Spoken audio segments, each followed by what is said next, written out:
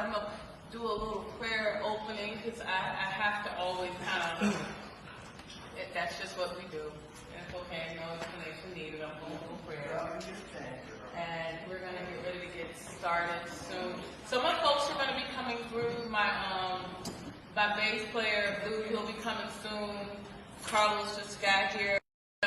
Move into some other parts of the music a little bit later, but we're going to start with the song bowls and kind of storytelling and talking a little bit after that. Thank you for playing. That sounds lovely already.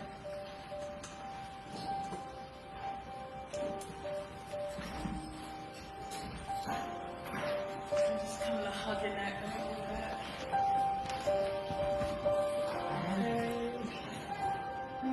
I know. You need some water, make yourself comfortable. Okay. You need to bring a chair over for the others and grab them from the back. Okay. But we're going to do song bowls first. Okay. So you're chill right now. Okay. You can get yourself situated. Sounds good.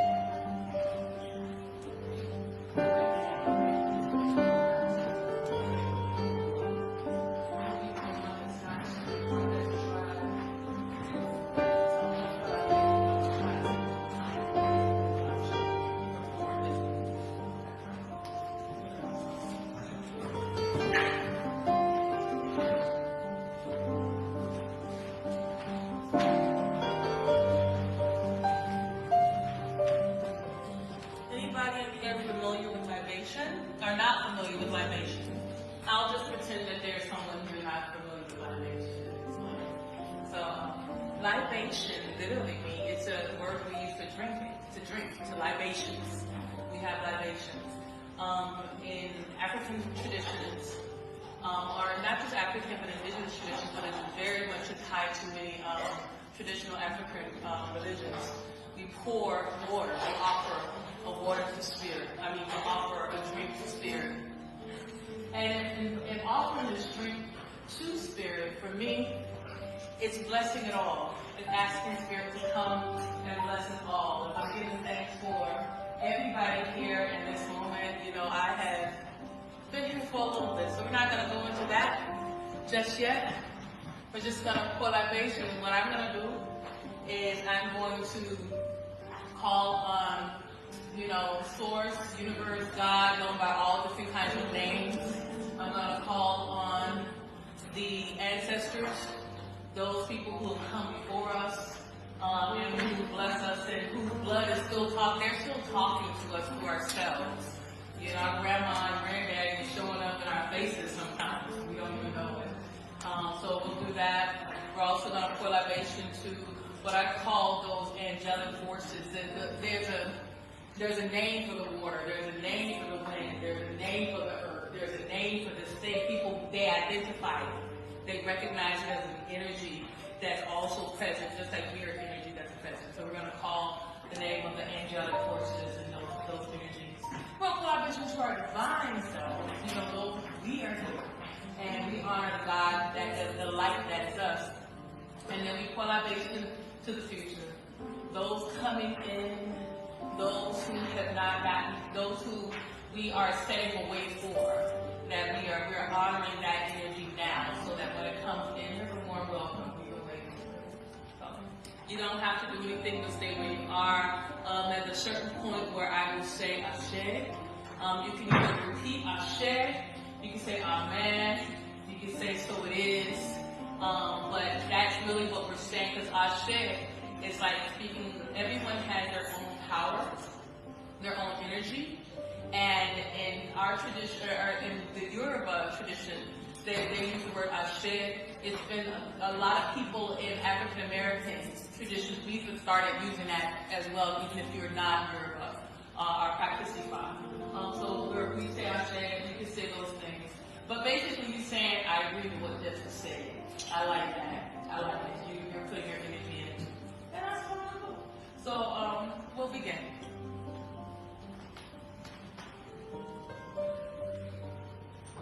Mother, Father God, we give thanks and praise for this opportunity to come together this evening as we call the name of the Most High, known by many different names: Olodumare, Olodumakuma, Allah, God, the omnipotent one, the beautiful one, the one whose name can never be named. And to name the name is to limit it still, so it can never be named. We pour libation to that divine energy and life force flowing us, flowing into this place, going ever onward into the light, that which started and that which will continue.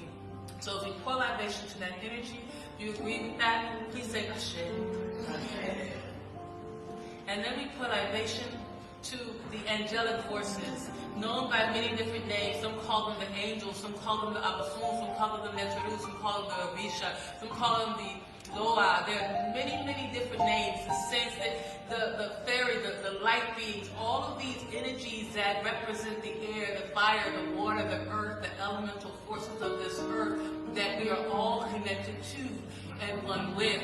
We pour libation to these energies, welcoming them into this space, but asking them to make the way for a beautiful, beautiful exchange, a beautiful, beautiful energy, that those who are here, those who have journeyed here will journey home safely, that those who are on their way will make it here safely, and that all of us are moved and lifted into one accord at this time. And we say, Ashe. And we pour libation to our ancestors. When we call ancestors, this is a time where you're able to call them in the name of your ancestors, your family lineage, and we also call on the names of our community ancestors. But we're going to call on our family first. So we want to put libation to those who came before us, whose DNA, their blood forms warm through us, who their memories continue to speak through us.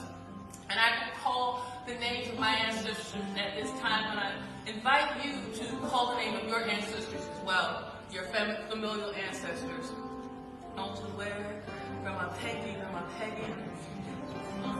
Granddaddy Dory, Grandma Rosalie, Granddaddy Elton, Auntie Anime, Auntie Godbaby, Auntie Angela, my cousin Denise, my cousin Corey, my cousin Eric, my brother Eric, my 5 spiritual children, my son Miles.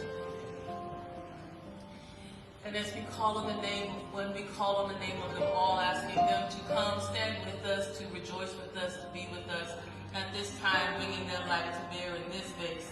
And as we pour libation to our family ancestors, we also pour libation to our community ancestors, those who live the life of wonder, live the life that we are able to look to as a role model, as a light that shines, a beacon that we can see how we can possibly move and how we can possibly find our way through this thing called life. So as we call on the name of these ancestors who are our community ancestors, who are our kinship group of choice, but also of the light. So I invite you to call those ancestors at this time. So I call the name of Malcolm X, I call the name of Simone, I call the name of Harriet Tubman, I call the name of Miriam Makeba, I call the name of Maya Angelou, I call the name of all the elevated ancestors whose name we do not know. But we're not calling at this time. We say Ashe, we say Ashe, we say Ashe, we say Ashe, we say Ashe. And as we call the name of our ancestors, I pour libation to those who made their way to come here tonight. I'm so grateful, I'm so thankful, I'm so just pouring libation to who we are as a people who have made a commitment to walk this walk, to share what we can, to show up what we can, but at this time, I just want to send blessings and energy to all who have come in this space at this time, at this night, to participate in a going away, a see you later, to lift that energy, to lighten their heart, to give them a buoyancy and a strong wind to flow as they move back into the world. But at this time, that while they are here, let their spirits join on one accord at the highest of highest bases, that we are all here and we're inviting our highest selves here so that we can all connect in a heart-centered way. And we pour libation to the children, those waiting in the wings, those who will hear these stories and listen to these tales of things that happened and look on with shining eyes and wondering spirits to say, is that true? And we will say, yes, it's true that we were here, we've done this work, and we are waiting to see what you will do, child. What you will do as you come into the future. So we pour libation to those who will come into this space in the future, that we have done the work and that they can call our names with pride and with thanksgiving. And we say Ashe, Ashe, Ashe.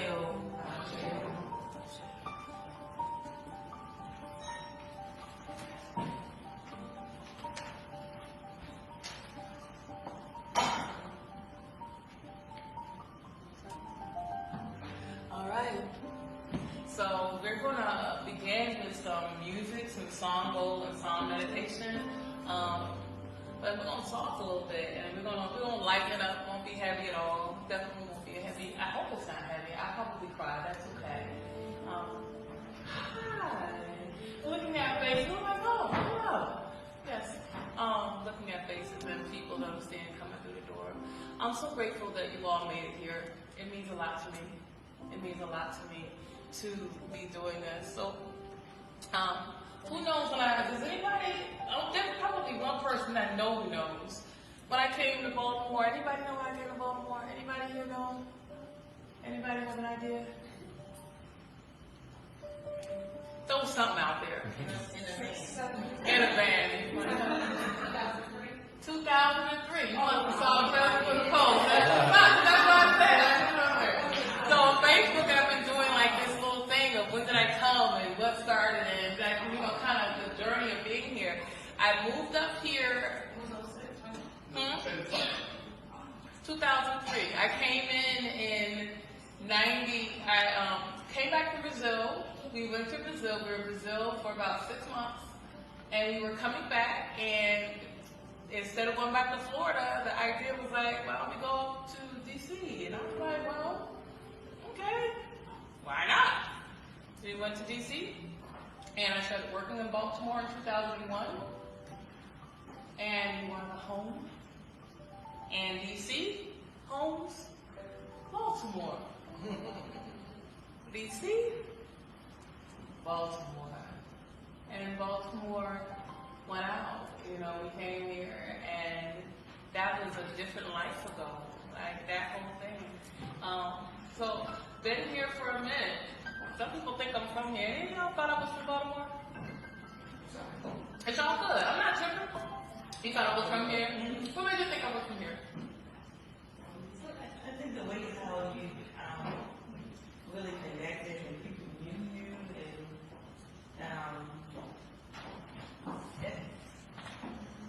you just wasn't there. I can't really explain it. It's all good. I was just curious because, thank you. What you like, gonna bring it down? Yeah. For this part, yes, sir. But Baltimore, believe it or not, people who are not from here know this. Most of the people who are from here don't know this. But Baltimore's country is cornbread. It is. Baltimore's country, but people from here don't know that and don't see that. Like I see you giving me the eye, like we are not, maybe not as cornbread. I'll keep the cornbread. I'll leave with the country. But I will say, that's what I felt when I was here, when I was riding on buses, when I was serving the people. I was like, yo, you may not feel like you Southern or that you have that in you. But I was talking to a lot of the elders and the moms. Where they families from. Well, my mom and dad, they've been here all their life. Maryland is country, though. Baltimore City might not be. country. But Maryland is country. So we're gonna, that's part of what made me want to come, and I'm so glad that I did. So we're gonna play a little bit on the bowls a little bit, and then we'll talk some more. We'll play a little bit on the bowls, and we'll talk some more. Give me something, Aaron. Something you want me to do? Which note? Which bowl? Okay, but I'll do C and G.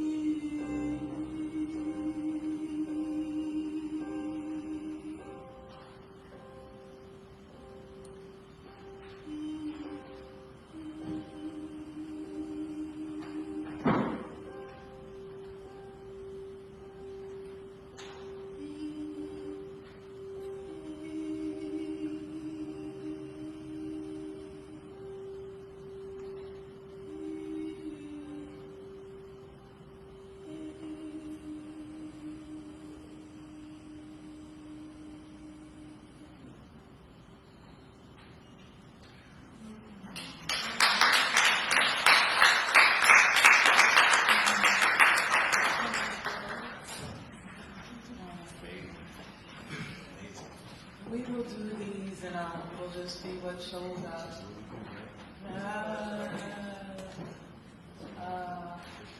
So it's kind of what shows up. Hi, Christian. You look gorgeous. Oh my goodness. So, who knows where I'm going? I've told you all where I'm going, what I'm doing. I'm leaving on a jet plane. Don't know if I'll be back again. In a vehicle, not quite a jet plane. I wish it would, that'd be dope. That's actually a fun idea if I were leaving on a jet plane. I'll throw that out in the atmosphere. So we're going on a road trip. We're gonna be like, interestingly enough, here's what's funny. I just realized that I manifested this. Talk about it. So they say today's a new moon. Today is a new moon. Anybody here keep up with the moon and the sun, those things? For those who don't, I recommend it as something to do. Not just something to do, but it's an easy reference point. You don't have to think too hard. What was I doing around the solstice of this winter or whatever? So what happens is, this new moon, what does that mean? Like, does anybody, like, I mean, is this like, do I have anybody here who's never really done much with the moon energy? Anybody here who's not done much with the moon energy? So, okay, I get to talk to you. Okay. And the other people who aren't brave enough to raise their hand. So, I remember being in a house over on 2411, I'm telling my address, over on Utah Street. And I was sitting in the back room, and I pulled up my journal. I pulled up the computer, and things started coming out of me. I was about 28 or so, 28, yeah, I think we were in the house at 28. 28 is an interesting time, right? You're going through a ladder. God bless any 28-year-olds. Or close to. Anyway, we'll leave that alone. It was fun, though. I was going through this time, and I sat at the computer, and I started writing. This thing came out. It's called, I read the book, and it sparked me. Anybody who read The Red Tent? I read that book, and I was like, why are we not meeting in the red tent? What happened to why didn't we have a red tent? Why did no one offer us a red tent? And from that, this idea began to formulate, which turned into the Red Moon Lodge, which was around marking, it's about roar. So roar is this movement, and to roar means to restore our ancient rhythms. That's what it means to roar. And when we restore our ancient rhythms, it means that we're no longer, that calendar we follow is called the Gregorian calendar for a reason. Anyone know why it's called the Gregorian calendar? Come on now. So they name things after themselves. So, that was the way to mark. They needed to split time in order to make money. How do we know when people worked? How many hours they worked in? So the 24-hour calendar 24-hour clock and the calendar set that way was around finances, honestly. But we give thanks, because even inside of that, you can't get too far away from the truth. The moon is going to be, there's still 13 moons. They didn't go away. Even though we have 12 months, we still get 13 moons in a year. And the sun still takes 3 months to do what it does, and it's 6 months to complete one part, and 6 months to complete another part.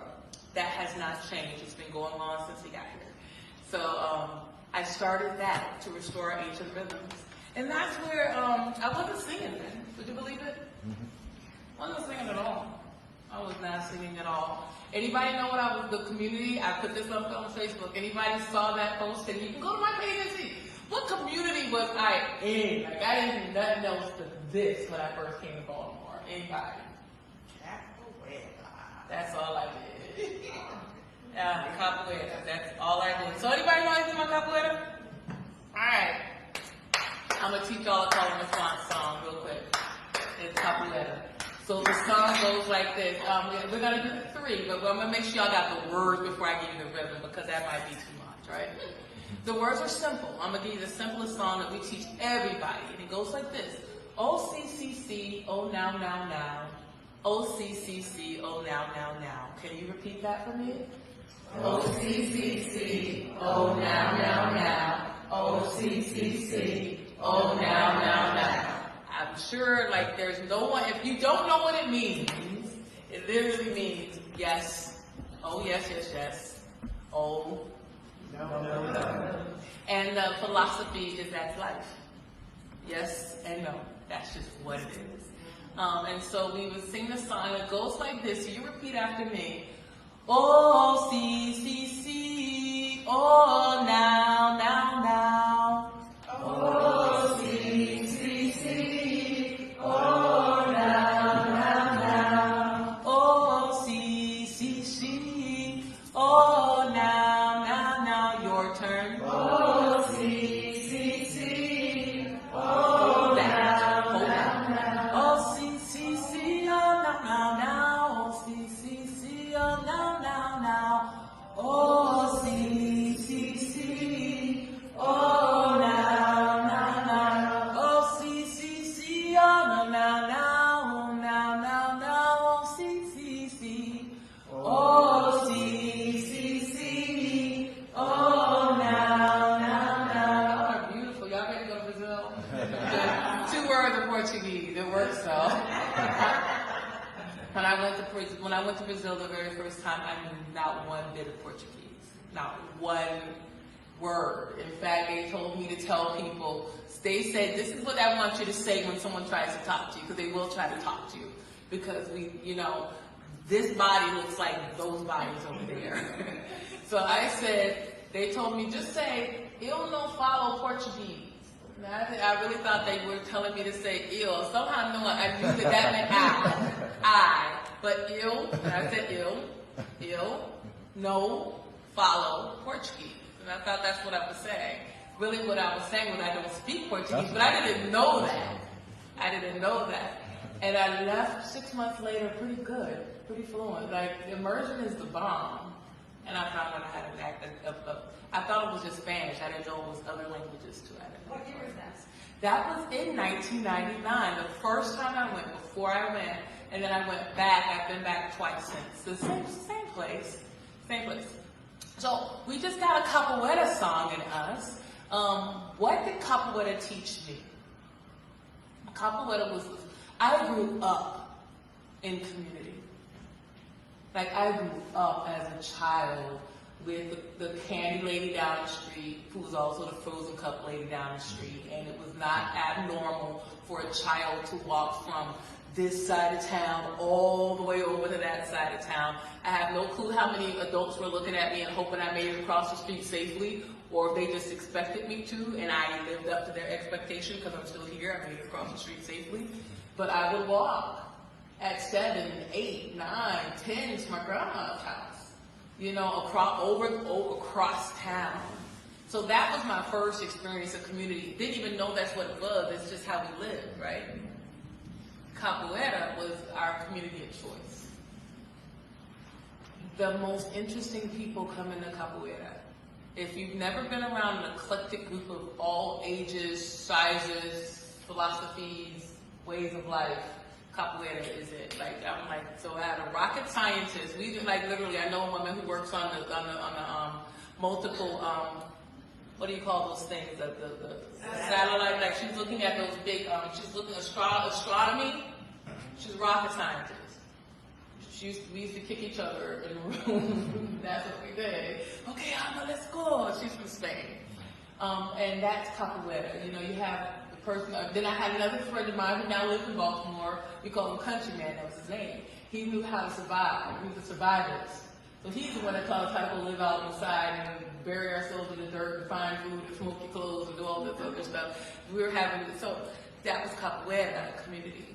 And I didn't know the gift of that community because it was hard. We were mean. We could be mean to each other and take it out on the floor. And there were all these philosophy clashes and all that other stuff. And here I am now, years later, and most of us have children that we raised. And we're like, whoa, we did something special.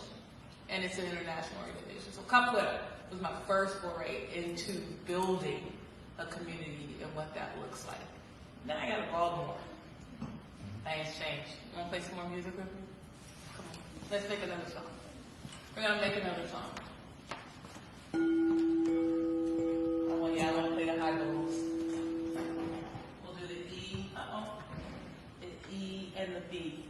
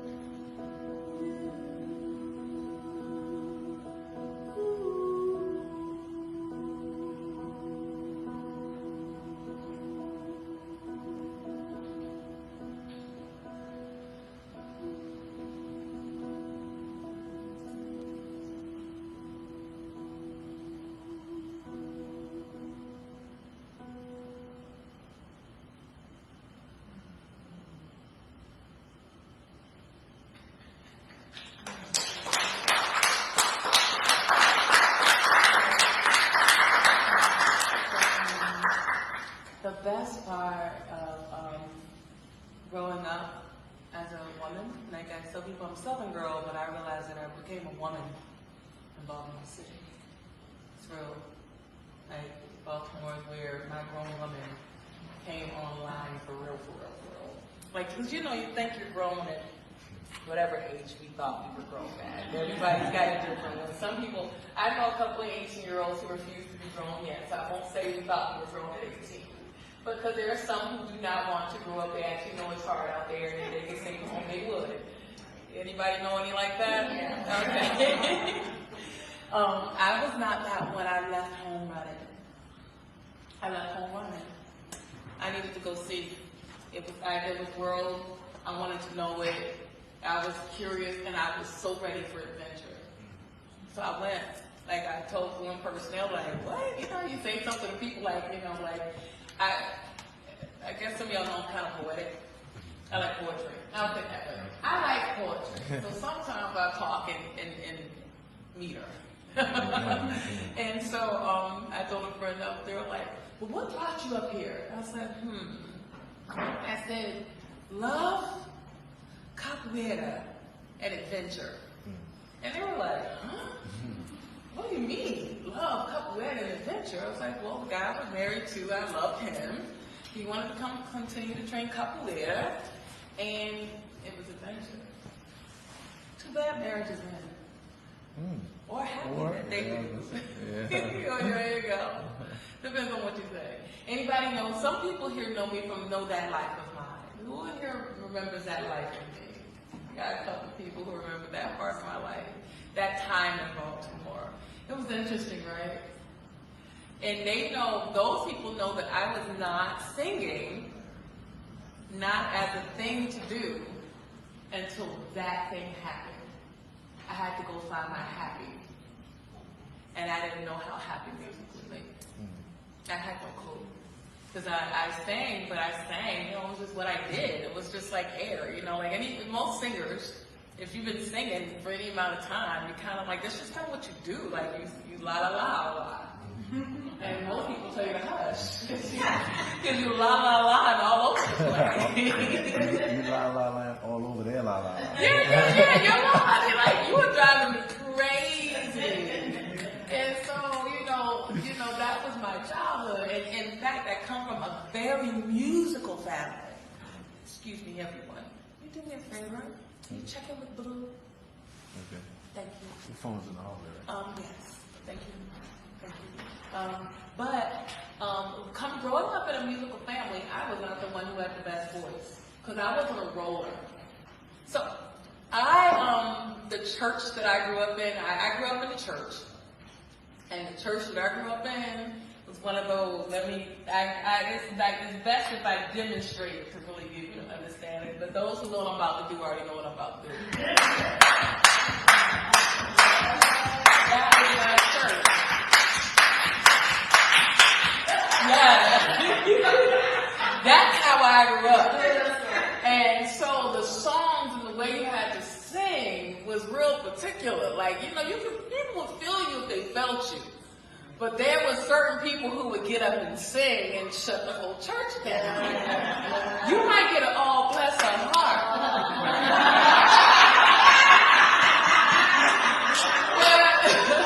But a lot of other people were going to get that. You know, that's how it was. That was my uncle and my auntie. So if you got an uncle and an auntie who shut the church down, you just sit in the back and listen and do your la la la's at home. I mean, don't get me wrong. We would have the family would get together and sing. We actually had a choir. My family had a choir. It was great. So singing and music were part of my life. And, you know, growing up in where I grew up, most of the music that I listened to, Aaron thinks I'm crazy when I tell him this, I loved classic rock, man. They would play, and like play a song like, you know, Christopher Cross, Sally, take me away. Anyway, whatever. I would sing all did that make you, was that a good one for you? Oh, what you need? Yeah, she got as Lisa's come barreling up here to help you, because I told her She's like, Lisa's been like the best worker ever. And she does all the things. I thank you. I do. I love Lisa. So, but that being said, I got away from music in my relationship. It was capoeira music. It was Brazilian music. Like, we would dance all night long. That was fun. Like, we would make music, we would plan, and that's just life. And I sang, actually, I had my first song ever recorded by Queen Afua CD, Medicine Woman CD. I think it was 2001 when that one came out, but that's my very first, but it wasn't even me singing on the CD, which is interesting, right? But it was still, I think if I were to ask her now, she'd probably tell me, as she did then at that time, it was one of the songs that would transform people. It's called I Wrote a Letter to Myself. I'll probably do it tonight. I did that song. And, but outside of that, outside of recording songs on my little player, and, writing, I wanted to sing, but I wasn't singing. And my marriage was ending. And so because my marriage was ending, and I needed to find happy again, I went to my very first open mic with a girlfriend of mine over in D.C. First verse was in D.C. Then I came over here, a place that's no longer there. It's called Atmosphere or something like that over in D.C. in Mount Rainier. It's not even there. Places come and go. Came back over here and started into working with, I started going to my favorite place in the world. It was where I went. Anyone know where my open mic was? My lab? What was my lab? Organic Soul. Organic Soul Tuesday. I would go to this place called Organic Soul. Hello. Yeah, we had a crowd of people, I think, waiting out the door. I'm so grateful that we've gotten you in. Don't let them come on. They'll come in. This is me. You're fine. You're good. Let folks come on in. Greetings. We're so glad to have you. We're so glad to have you. And you're doing it. You don't have to come up here just yet. Yay! So, yay! How are you? This is funny, but we'll talk about that later. I love y'all very much. And oh my, I'm just looking at people who I see at the door. I'm like, because this is a goal. I know people haven't. Anyway, y'all already know. Leave me alone. Y'all, I'm gonna do that. Let it flow. Let it flow. Don't get me going. But we left. So when I was unhappy, I didn't know how much I needed music, like to sing music. There's this guy, he's no longer in Baltimore. He's from Baltimore. He left Baltimore. He moved to a place called Atlanta, where I've had people tell me I need to come on down to Atlanta. But I went down to Atlanta. He went to Atlanta, but before he did, when he was still here, I would only go to this particular venue once a month. And I would go once a month and sing and enjoy it and have a good time, and I wouldn't go again until like the next month. And I remember him coming to me one day. I was standing outside. It was at this place that's shut down now, but it was over on Deeper Street called Eden's Lounge. And it was on a Tuesday night. And he came to me and he's like, Amma, people seem to really like what you're doing. I was like, yeah, I'm so happy. He's like, maybe you should come more than once a month. And I was like, oh, because it was every week. But I only went once a month. So I took him up on that. And he'd already told me that you were going to start getting excited once you started performing with a real band. He was like, yeah, you don't even know how. You're going to start becoming one of those people like, And I did. And during that time, I was going to the open mic. I wasn't sure if I wanted to make music an important thing. Had two things that transpired. Went to Puerto Rico. And the conversation with the women there, I had a women's circle, because I was always leading somebody's circle somewhere. So I'm leading a circle in Puerto Rico, and if I'm leading a circle, I'm in the circle, because, it's a circle, all the points must be represented. And I decided to have a talk about pursuing your dreams. And I was like, well, there's this thing I want to do, and I like music. I kind of think, should I do something? Well, should I take it seriously? Or should I just, work like a normal person? Whatever that was. I don't know what it means to work like a normal person. And real quick housekeeping, if you have to use the bathroom, out this door, all the way down into the hall, and make a right, and it'll be there on your left. So I didn't tell you all that, and that might be important to know. But I didn't know, so I went to Puerto Rico, and I said, you know, I don't know, I'm not sure. So someone said, well, if it's your passion, that wasn't enough for me. Like, it's your passion, like a lot of things I'm passionate about, but I need to work, you know, you gotta make money kind of thing. And then she said, someone said something else, and I was like, yeah, I hear you. But then someone said, well, what about your son? What about your son? And that got my attention. Because for those who didn't know, my son, who didn't go to Puerto Rico with me that time, he was the first that I had after 4 losses. So I had 4 losses. So when they said, what about your son? I'm like, what you talking about? And they were like, well, what are you going to tell your child? And they said, when you tell them, and I knew what she was saying before it was even said. When you tell them you can go out and do anything you want to, and they look back at me and say, well, you didn't. I mean, that was the story I had with my parents. I wanted them to, I saw their greatness. I'm like, Mommy, you could, and Mommy, you could, and she didn't. And when she said that, it caused me, came back here, the next vision, just like this message telling me to go to Florida and go see my parents and figure it out from there. That message was go home at that time. I had to go home and visit home, and then I had to go to Brazil.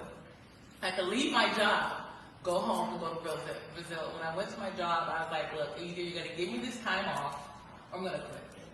She gave me the time off. I did end up quitting not long after. I came back, but so it was. I went to Brazil. Before I went to Brazil, I got met this guy. I think it was what was his name? What's his name, Lowe's? P.I. So I go meet this guy, and he's like, well, I got this guy that I think I might want you to meet. And he makes music, you know, he does jazz. You know, he likes jazz, and I'm like, well, I'm interested in like Brazilian stuff. I don't know what I want to do. I didn't know what my sound was going to be. I didn't know what was going to happen. So fast forward, he sends me, I come back from Brazil. He's like, my friend wants to talk to you. We go on the phone. And he tells me his name. My name's Carlos Brickhouse. What's a great name? Brickhouse. You know, Brick. Anyway, you can't tell me that. Anyway, like that's like the most powerful name ever, right? And here's the thing. When I started working with Carlos, and he was doing this Brazilian, we get on the phone, he's like, well, I like jazz, but I kind of like Brazilian jazz. I'm like, you do? I just come back from Brazil. Of course I wanted to do this. So we get together, and it was me and him and a gang of percussionists. It was me singing, him playing guitar, and we had this cat over here, Jason Harris, and about 4 or 5 other percussionists. It was Rashidi Robert, who else? And Chris. And wasn't anybody else? I'm not trying to give us more people. That was the first gig. Okay. So that was the first gig. There were others, okay, because I talked to Kevin every once and again. But that being said, we started gigging. And that became what we did. And music began being born. We were performing. This thing was happening. I didn't know anything about that. Let's do another song. Come on, Aaron. Come play something else with me. What time we got? Because my phone is in use. Thank you. So we're going to get ready to, we're going to do something else now. I'm going to get ready to bring my musicians up here again. Yeah. What were you thinking?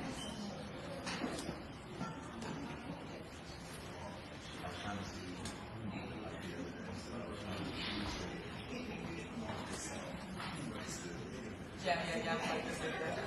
So we'll do another bowl. Okay, we're gonna do another bowl song, and then we're gonna get ready to move the bowls and bring the rest of the band up. All right, bring up the rest of the band. All right. Okay.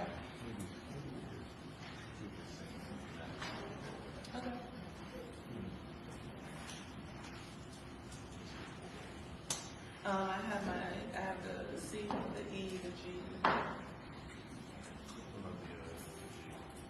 Okay. I don't have to eat. I have to eat. What do you want? Oh, that's fine.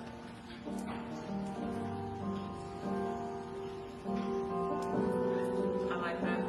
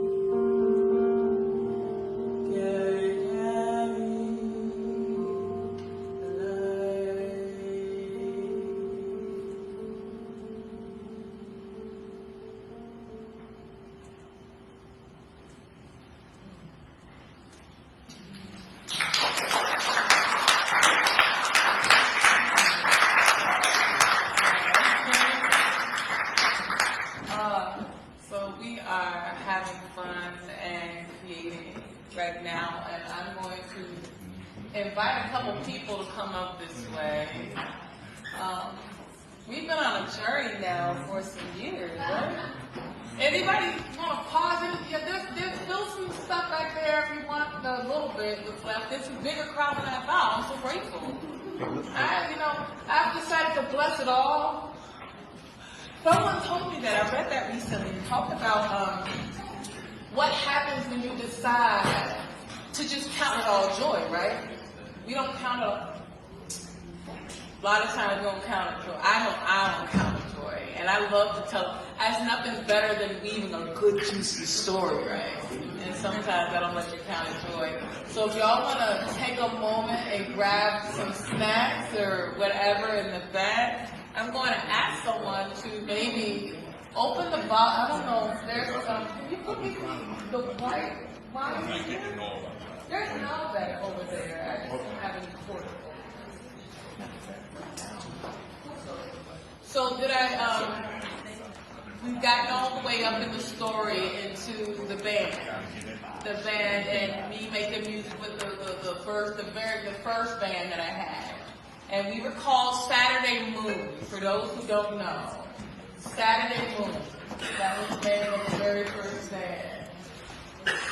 A girl and some drummers. Well, it kind of was that a little bit. It's like for a while, we weren't sure what it was going to be. And I remember Rashidi talking about how many bands he's been in that had the name Moon in it. That was real random, but that's life being lived. So, we then, I'm extra. Cause, what is it? Lisa said most artists are really stressed at this point. I'm so not.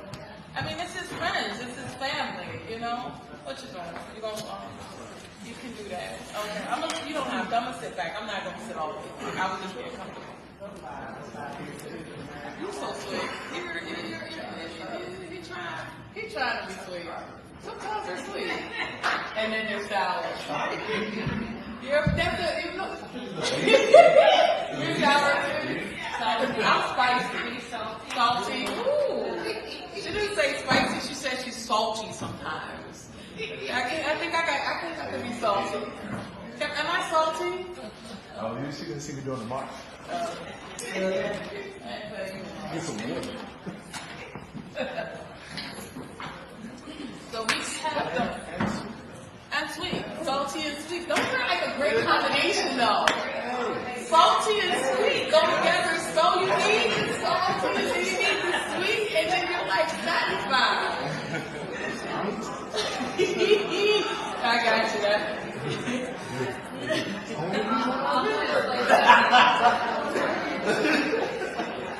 It's like kettle corn.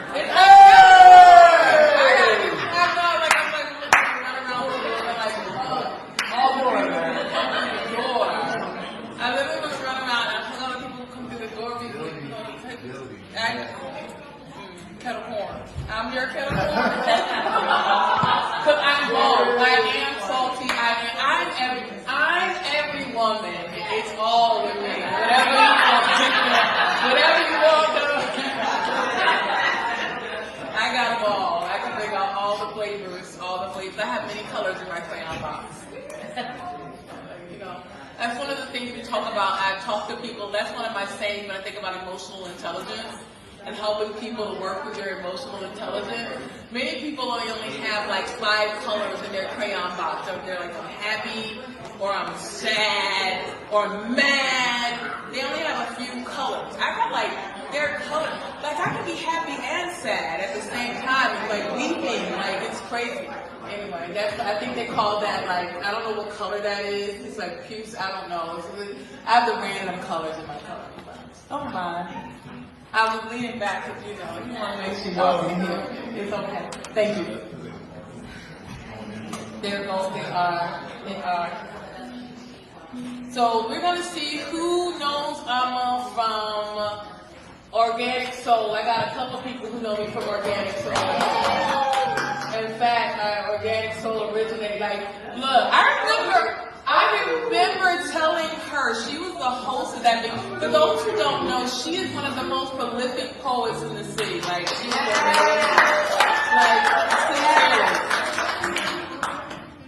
And although right now most of her work is centered around raising, like not just raise, like being there for the future, but she's weaving into the future. She's showing, she's gonna see the future. She will see the future. Well, this is true. Yeah, because when you work with children, you have already put yourself into the future. You've already put yourself there. A lot of people don't want to deal with children, and then you get left behind because nobody remember you. Except the mean person, if you're that person. But if you love our children, you have already thrown yourself into the future. But I was working there, so we got people who remember me from Organic Soul. We did a lot of gigs all over the place. And then life changed. Hey, Bailey. Hey, Bailey. Hi. That's when life changed. That's when life big time changed for me. Yeah. And when that change happened, somehow or another, I don't know how, I remember sitting on a couch at my old place over on White Lock, weeping like, I need to just leave this music thing. What am I doing? I'm crazy. Like, I should just work like a regular, like a saint, like, you know, a normal person. This word normal, we like to go around, whatever that is. Normal is just you. You are normal. You, whatever you are, that's normal for you. But I was not there. And so I remember weeping. What am I going to do? I don't know. Fast forward, kept making music. Okay, the little girl showed up in the world, and she wasn't, well, even on the horizon, it was music that was still calling me. It was still music. Even before